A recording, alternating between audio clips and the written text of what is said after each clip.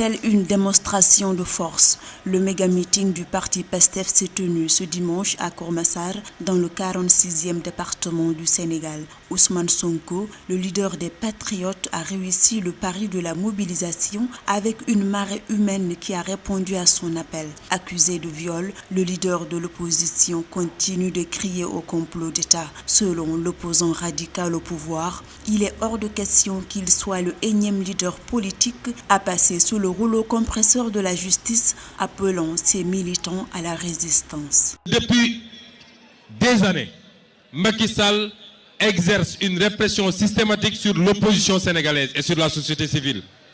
Des emprisonnements, des interdictions de manifester, des exécutions extrajudiciaires. Il est temps que cela s'arrête.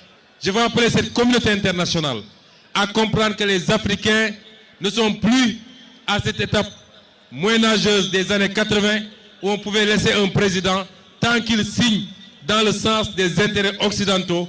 On peut fermer les yeux sur les exactions qu'il commet sur sa population.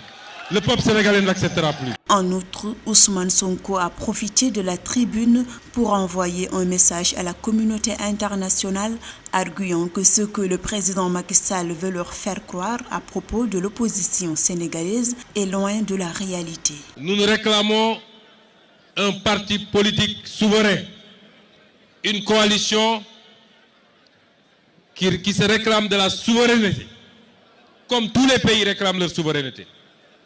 Nous réclamons des patriotes, mais nous n'excluons personne.